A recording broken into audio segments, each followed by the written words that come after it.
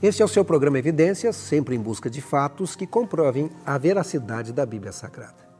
Eu quero oferecer a você um curso bíblico inteiramente grátis. Escreva para nós. Nosso endereço é evidências@novotempo.org.br ou pelo correio, Programa Evidências, Caixa Postal 7, CEP 12.300-970, Jacareí, São Paulo. Ou ainda pelo telefone 0 Operadora 12 21 27 31 21. Hoje vamos visitar o Egito. E visitar o Egito é visitar o passado, pois a história permanece visível nos monumentos e nos artefatos dos museus do Antigo Egito. Como era a vida dos faraós? Como era a luta pelo trono ou a sucessão ao poder? Vamos conhecer um pouco da história desse povo que encanta a milhares de estudiosos e turistas todos os dias. Dr. Rodrigo Silva, especialista em arqueologia pela Universidade Hebraica de Jerusalém e professor do Centro Universitário Adventista, UNASP, Campus 2, nos acompanhará nesse passeio que desvenda um pouco do passado desse povo fascinante. Com vocês, Rodrigo Silva.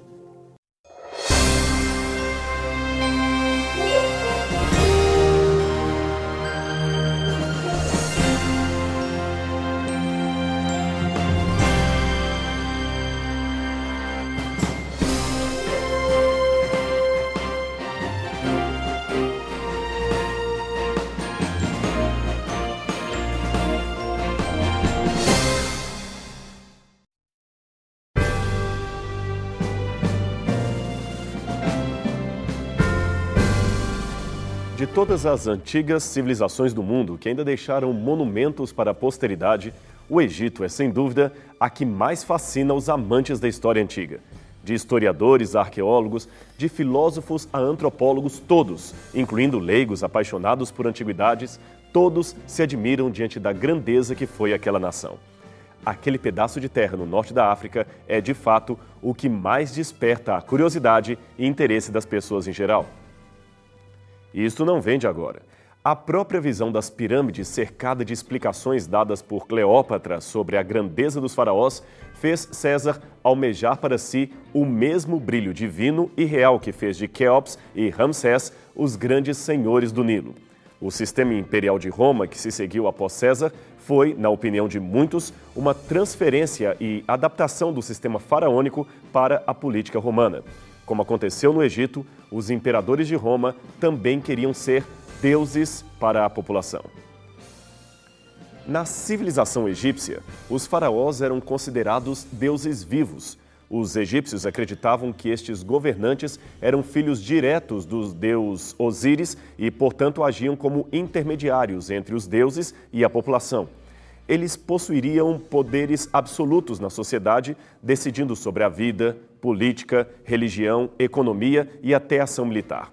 Como a transmissão do poder no Egito era hereditária, o faraó não era escolhido através do voto, mas sim por ser filho de outro faraó. Desta forma, muitas dinastias perduraram centenas de anos no poder. Os impostos arrecadados no Egito também se concentravam nos cofres faraônicos, sendo que era o monarca quem decidia a forma que os tributos seriam utilizados. Grande parte desse valor arrecadado ficava com a própria família do faraó, sendo usado para a construção de palácios, monumentos, compras de joias, etc. Outra parte era utilizada para pagar funcionários, como escribas, militares, sacerdotes, administradores e outros mais, e também para fazer a manutenção do reino. Ainda em vida, o faraó começava a construir a sua pirâmide, pois esta deveria ser o seu túmulo, aquele que guardaria o seu corpo após a morte. Como os egípcios acreditavam na vida após a morte, a pirâmide servia para guardar em segurança por toda a eternidade o corpo mumificado do faraó e seus tesouros. No sarcófago era colocado também o livro dos mortos, contando todas as coisas boas que o faraó fez em vida. Geralmente, a sua vida era retratada em painéis artísticos pintados nas paredes, repletos de cenas do cotidiano e escritas hieroglíficas que contavam a sua história, suas conquistas, suas vitórias. Esta espécie de biografia era importante, pois os egípcios acreditavam que Osíris, o deus dos mortos, iria utilizá-la para julgar o faraó. Recentemente, um achado arqueológico sacudiu o mundo da egiptologia. Esta descoberta foi considerada a mais importante desde o achado da múmia de Tutankhamon, em 1922, pelo arqueólogo inglês Howard Carter. Trata-se, possivelmente, da múmia de Hatshepsut, a única mulher a se tornar faraó na terra do Egito. É claro que houve outras mulheres importantes ali, como Nefertari, Nefertiti e Cleópatra, que, embora não fosse egípcia, representou a região no período Ptolomaida. Mas todas essas mulheres eram apenas rainhas. Hatshepsut, não. Ela foi, de fato, um faraó. Algumas vezes, Hatshepsut teve que vestir-se como homem, como você pode ver nessas estátuas encontradas no templo de Deir al-Bahari, onde ela é retratada com barbas e trajes masculinos. Conseguir o posto de governante absoluto da maior potência da época, num mundo cercado de domínio masculino, foi de fato um tremendo feito dessa mulher que, é claro, encontrou muita oposição durante o seu governo de mais de 20 anos. Tanto é que o seu nome foi suprimido das principais listas de reis do Egito, tornando-se simplesmente desconhecida na história. Até que, finalmente, no século XVIII, a egiptologia se estruturou como um campo do saber e iniciou a redescoberta da rainha faraó. Em 1922, o egiptólogo Herbert Winlock estava escavando esse imenso templo em Deir al-Bahari, na área pertencente ao rei Mentuhotep II, quando encontrou uma série de estátuas de Hatshepsut. Uma parte dessas estátuas está hoje no Museu do Cairo e outra no Metropolitan Museum de Nova York. Eu tenho aqui uma réplica de uma imagem faraônica feita a partir de um original que está no Metropolitan. Muitos egiptólogos pensam que esse perfil aqui retratado seria o de Hatshepsut, e dois detalhes chamam a atenção aqui. O primeiro é o fato já mencionado dela se apresentar em algumas situações vestida de homem. Perceba a barba faraônica sobressaindo sobre o seu queixo. O segundo e mais sutil é a possibilidade de que seu nome originalmente estaria embaixo do relevo, mas foi apagado para ser confundido com o de Tutmoses III. Esse artefato foi descoberto no uso secundário nas fundações de um templo inacabado do período de Ramsés e que teria sido construído na mesma região de Deir al-Bahari. Hatshepsut foi realmente uma mulher de muita garra. Mas antes que continuemos a sua história e entendamos como ela subiu ao poder, vamos voltar à descoberta de sua múmia. Aqui você vê as primeiras imagens divulgadas depois que peritos confirmaram a identidade do corpo mumificado como sendo de Hatshepsut. Note a incrível preservação dos traços fisionômicos, mesmo depois de milênios do falecimento da pessoa. O achado, propriamente dito, desta múmia ocorreu em 1903, numa tumba comum, não da realeza, no Vale dos Reis. Quem a escavou foi o Dr. Carter, o mesmo descobridor de Tutankhamon, mas nenhuma importância foi dada ao corpo. Carter encontrou no local as múmias de duas mulheres. A primeira em um sarcófago atribuído a Sidre-In, que foi identificada como a ama de Hatshepsut e transferida para o Museu do Cairo, e a outra que estava simplesmente deitada no chão e, portanto, foi deixada lá. Ela foi, finalmente, essa segunda múmia, desenterrada em 1989 pelo arqueólogo americano Donald Ryan. Foi, aliás, essa múmia desconhecida que Elizabeth Thomas, uma especialista em necrópolis antigas, considerou que poderia ser, de fato, a múmia de Hatshepsut, pois o seu braço direito estava colocado sobre o peito da mesma maneira que uma múmia real. Mas por que a múmia não estaria num sarcófago real? Bem, isso talvez se deva a fatos políticos posteriores à sua morte que causaram confusão de identidade não só de Hatshepsut, mas de várias outras múmias reais do Egito.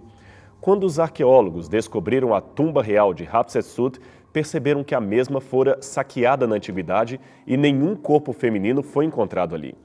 A tese de alguns seria de que Tutmoses III, seu sucessor, na tentativa de eliminar todos os vestígios do seu reinado, mandou depredar o interior do templo, de modo que sacerdotes leais à velha rainha provavelmente transferiram seus restos mortais para Deir al-Bahari, a fim de protegê-los de profanações destas e de outras épocas de insegurança política. É claro que existem alguns acadêmicos que objetam a esta identificação da múmia com Hatshepsut. Contudo, há outros elementos ainda bastante curiosos a respeito desta descoberta apresentada pelo arqueólogo Zahir Hawass, que está chefiando as pesquisas. Aqui você vê Hawass examinando pela primeira vez a múmia que havia sido deixada para trás no túmulo de Bahari. Note o detalhe da mão sobre o peito observada por Elizabeth Thomas. Em seguida, a mesma múmia é transportada para os porões do Museu do Cairo junto com outras a fim de se processar a identificação. O próprio Hawass acreditava até recentemente que essa múmia não poderia ser mais que uma empregada, principalmente pelos traços de obesidade que ela revelava, o que seria, admitamos, um estereótipo moderno, mais do que uma preocupação da época. Porém, ele mudou a opinião graças ao achado de novas evidências. A empregada, na verdade, era outra, a múmia de Sitre-Im, que seria a dona da tumba, e ama de leite de Hatshepsut, que, por alguma razão, teve o seu corpo transferido para o jazigo daquela que cuidou dela em vida. Uma evidência bastante forte veio na forma de um dente molar dentro desta caixa de madeira, inscrita com o nome de Hatshepsut e encontrada em 1881 num grupo de múmias reais recolhidas e escondidas por segurança no templo de Deir al-Bahari, a cerca de 1 quilômetro da tumba original. Durante o embalsamamento, era comum a separação de alguma parte do corpo, neste caso um dente, e a sua preservação nestas caixas. Um dente é como uma impressão digital, explicou Hawass, e é 100% definitivo. O dente que estava na caixa e que teria sido da rainha tem 1,8 centímetros de largura e, coincidência das coincidências, a múmia encontrada também tinha um dente faltante exatamente com as mesmas proporções. Estas são as radiografias computadorizadas do dente encontrado na caixa e também da mandíbula da múmia, feitas pelo Dr. Gaal El-Beheri, da Universidade do Cairo. Outro professor de ortodontia, o Dr. Zahia Zakaria, ainda examinou todas as múmias que supostamente pudessem ser de Hatshepsut e concluiu que o dente se encaixa perfeitamente apenas na mandíbula superior da múmia apresentada por Hawass. Especialistas também estão fazendo exames de DNA e os resultados preliminares mostram semelhanças do material genético desta múmia com a de Ahmose Nefertari, esposa do fundador da 18ª dinastia e possível antepassada de Hatshepsut. Para os que se interessam por historiografia bíblica, o achado da múmia de Hatshepsut tem um sabor especial pela possibilidade desta ter sido a mãe adotiva de Moisés. A palavra de Deus afirma que os filhos de Israel gemiam sob a escravidão e, por causa dela, clamaram e o seu clamor chegou a Deus. Ouvindo Deus o seu gemido, lembrou-se da aliança com Abraão, com Isaque e com Jacó. E viu Deus os filhos de Israel e atentou para o seu sofrimento. Êxodo 2, 23 a 25. Ele levantou um libertador chamado Moisés de maneira maravilhosa, salvo das águas do rio Nilo. A história de Moisés foi mais ou menos assim. Devido ao crescimento do povo hebreu, Faraó temeu que eles acabassem se tornando numerosos o bastante para fazer uma rebelião e, por isso, ordenou a morte de todos os meninos do sexo masculino, de modo que eles deveriam ser atirados no rio para morrerem afogados. Miriam, porém, era uma hebreazinha muito esperta, que, para salvar o irmão recém-nascido, resolveu um plano executado com a sua mãe, colocá-lo num cestinho de junco especialmente vedado e deixá-lo boiando às margens rasas do rio. É bem provável que elas soubessem que ali à frente, no rio Nilo, a filha de Faraó estaria tomando o seu banho de sol e, naquela hora, como os egípcios consideravam sagrada a dádiva do Nilo, a princesa poderia interpretar a chegada do cestinho da criança como sendo um presente dos deuses, o que faria com que ela tomasse afeto pelo bebê. E foi exatamente isso que aconteceu. A princesa viu o pequeno barquinho de junco trazendo o neném e resolveu adotá-lo como seu próprio filho. Miriam, que acompanhava tudo escondida, correu até ela e sugeriu que havia uma hebreia lactante que poderia ser a ama de leite da criança.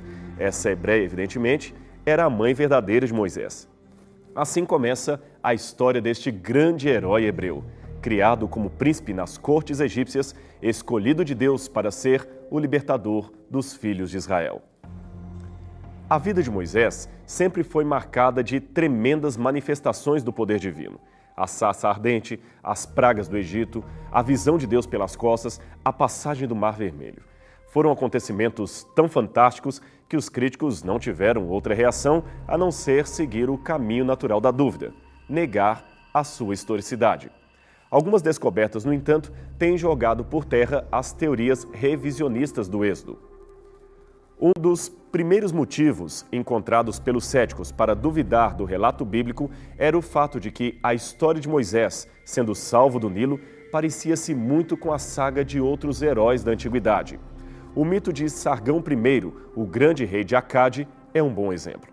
Sargão governou a Babilônia na segunda metade do terceiro milênio antes de Cristo e foi um personagem legitimamente histórico, mas com um surpreendente começo de vida. A semelhança entre o relato do seu nascimento e a narrativa bíblica acerca de Moisés foi tão evidente que alguns concluíram não se tratar de mera coincidência.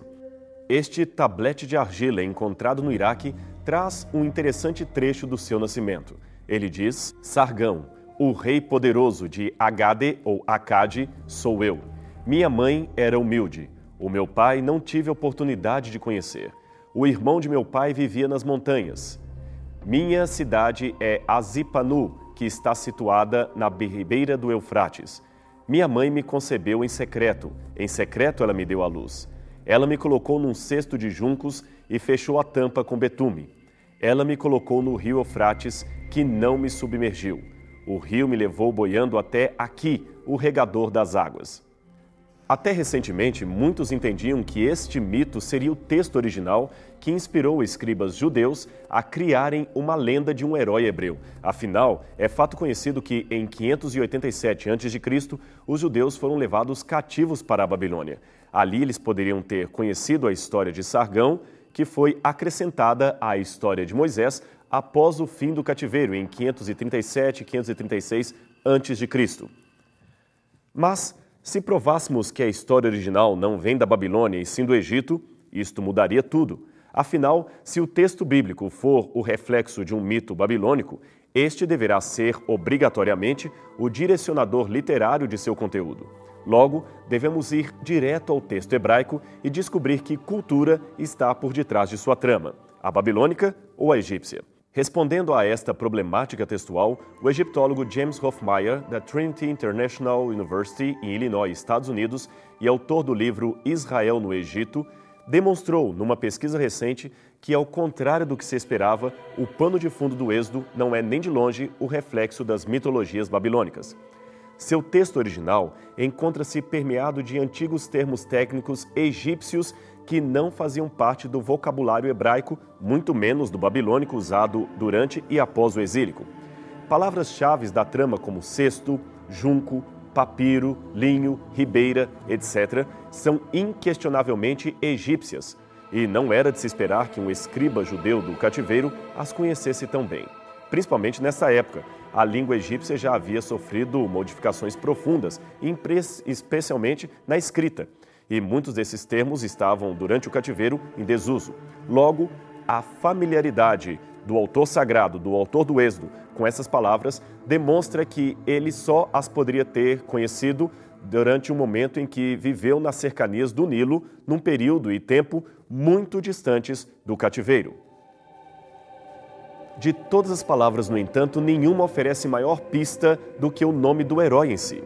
Moisés, longe do que deveria ser caso se tratasse de uma lenda semita, não é um nome hebreu, mas egípcio.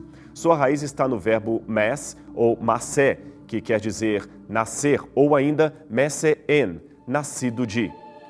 Hoje, a maioria dos historiadores reconhece o antigo costume egípcio de colocar nas crianças nomes reais em homenagem aos deuses. Assim, os nomes dos nobres eram, via de regra, a junção de um verbo, geralmente o verbo mese-en, nascer, e o nome de uma divindade. Entre os nomes desse tipo, poderíamos mencionar Amose, o deus da lua nasceu, ou nascido do deus lua, Ramose, o deus sol nasceu, Tutmose, Tot, outra forma do deus lua, nasceu, Pitamose, Pitá, o deus criador, nasceu. Assim, é possível que a omissão do nome de uma divindade egípcia no nome de Moisés se explicaria provavelmente pelo fato de que ele renunciou ao culto idólatra quando atingiu a maioridade. Por isso, seu nome ficou sendo apenas Mose, ou Moisés, sem o complemento divino que talvez existiu na sua infância. Essa é realmente uma sugestão bastante plausível, levando-nos a crer que, originalmente, o líder hebreu teria um deus egípcio acoplado ao seu nome, mas renunciou a esse complemento quando fugiu para o deserto. Quem sabe esse deus não poderia ser o próprio Hapi, o deus do Nilo, de modo que, originalmente, o seu nome seria Hapi-Mose, com o sentido de nascido do Nilo. É claro que se trata de uma conjectura e a Bíblia não diz nada a esse respeito. Mas sabemos por outras passagens que houve homens e mulheres que mudaram seu nome ao aceitar uma especial missão dada por Deus. Abrão, que passou a ser Abraão, é um caso clássico. Seja como for, o fato do texto correlacionar o nome de Moisés com o sentido de tirado das águas, embora ainda não tenha sido explicado com absoluta certeza, aponta para esta possibilidade. Porém, não obstante tais dificuldades etimológicas, devemos lembrar que colocar crianças em rios para deixá-los à sorte da providência divina não era algo tão incomum no Antigo Mundo. O caso de Rômulo e Remo, os mitológicos fundadores de Roma, ainda que lendário, está aí para confirmar, pelo menos, a existência de uma prática que talvez explique o porquê de haver outras histórias semelhantes à de Moisés. Os rios, geralmente, eram lugares sagrados, locais santos, tanto quanto os templos e as montanhas. Assim, deixar uma criança ali, na esperança de que os deuses cuidassem dela, não parece ser algo difícil de acontecer. No caso da mãe de Moisés, está claro que seu intuito era fazer com que a filha de Faraó encontrasse o cesto e pegasse amor pelo menino. Hoje, sabemos de muitas mães que abandonam seus filhos na porta de igrejas e conventos, pois o ambiente religioso oferece segurança para o seu estranho ato. Naquela época, eram os rios sagrados que desempenhavam esse papel. Hatshepsut, a possível princesa mencionada no Êxodo, foi, por questões políticas, obrigada a se casar com um meio-irmão que ficaria conhecido como Tutmoses II. Quando o faraó morreu, Tutmoses II, o marido e meio-irmão de Hatshepsut, assumiu o poder. E depois de um curto reinado de apenas 4 anos, também veio a falecer, possivelmente assassinado pelos sacerdotes de Amon-Ra, que não o aceitavam por ser um filho ilegítimo do rei. Também pela mesma razão, o seu herdeiro, Tutmoses III, também não pôde assumir o trono de imediato e quem acabou tomando as rédeas do governo foi Hatshepsut, que se tornou a nova soberana do Egito. Para legitimar a sua posição junto aos membros do clero de Amon, ela recorreu a um relato que fazia de si filha do deus Amon-Ra. Nas paredes do seu templo funerário em Deir al-Bahari está representado o episódio que relata a sua concepção e nascimento como rainha faraó. Hatshepsut não tinha filhos homens legítimos e, na verdade, ela tinha apenas 1 ou 2 filhas. Por isso, é provável que ela intentasse preparar Moisés, o seu filho adotivo, para ser o faraó após a sua morte.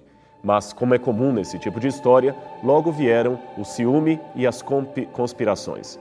Os sacerdotes de Amon-Ra, que zelavam pelos interesses políticos da região, jamais aceitariam um faraó de sangue hebreu no poder. Isto gerou um clima muito ruim para Moisés, que apesar de educado nas mais altas cortes do palácio, não deve ter tido uma vida nada fácil naquele lugar. Ele deve ter sido bastante discriminado e, conhecedor de suas origens, não podia suportar por muito tempo o conflito existencial que lhe vinha sempre à mente. Para complicar a situação, Tutmoses III reclamou para si o direito ao trono. Como Moisés, ele também não era filho legítimo de Hatshepsut, mas sim de uma das concubinas do rei. No entanto, sua estratégia política levou-o a aliar-se com os sacerdotes de Amon-Ra a fim de conseguir deles o apoio para fazer oposição a Hatshepsut e Moisés, seu herdeiro escolhido. Se for assim, podemos dizer que Moisés preferiu não lutar pelo trono, embora tivesse boas chances de conquistá-lo. Um chamado de Deus para outra tarefa parecia estar há muito tempo incomodando o seu coração, de modo que ele, de certa forma, negligenciou os assuntos políticos do Egito, preferindo ater-se à religião do seu povo. Segundo a interpretação de alguns egiptólogos, Tutmoses III finalmente conseguiu o apoio necessário e chegou à petulância de se proclamar faraó corregente de Hatshepsut, embora fosse inimigo dela. Com a morte da rainha, ele acabou assumindo de vez o trono e seu primeiro ato, como era de esperar, foi o de destruir ao máximo qualquer lembrança daquela que o antecedeu. mandou apagar o nome de Hatshepsut das principais obras e monumentos de Tebas e, por cima desses, escreveu o nome de seu pai, como hoje pode ser evidenciado em vários monumentos. Ele também destruiu algumas estátuas da rainha e mandou derrubar muitos de seus obeliscos reais. A situação de Moisés não poderia tornar-se pior. Ele havia perdido a única pessoa na corte que poderia lhe oferecer total segurança. E para complicar ainda mais, depois de algum tempo, ele se envolveu numa briga e, para salvar um servo hebreu, acabou matando nesse incidente um oficial egípcio. Temendo ser severamente punido por Tutmoses III, que certamente queria um motivo para aniquilá-lo, Moisés então fugiu para Midian e só voltou de lá 40 anos depois, com o fim de libertar o povo da opressão de Faraó. Nesse ínterim, Tutmoses reassumiu o ódio contra os hebreus e iniciou uma das mais ferrenhas campanhas de opressão de toda a história. As lutas pelo poder no Egito e a escolha de Moisés em ficar ao lado de Deus, do Deus verdadeiro, ao invés da cobiça, do brilho e das pirâmides, têm uma grande lição a nos ensinar. As glórias do mundo passam e os monarcas, na melhor das hipóteses, tornam-se peças mortas decorando museus. As promessas de Deus, porém, são eternas, são reais. A decisão de Moisés foi a mais sábia que alguém poderia ter tomado. É melhor a glória de Deus do que a glória passageira deste mundo.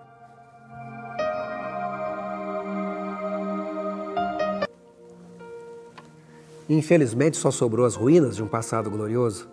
Mas para aqueles que amam a Bíblia Sagrada, deixa o texto bíblico que diz: seca-se a erva, murcha-se a flor, mas a palavra do Senhor permanece eternamente. Por isso, se desejar receber gratuitamente o nosso curso bíblico, escreva para evidências@novotempo.org.br ou programa Evidências, Caixa Postal 7, CEP 12.300-970, Jacareí, São Paulo.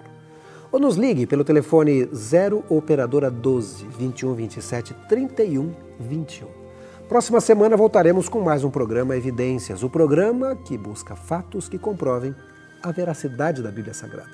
Até lá!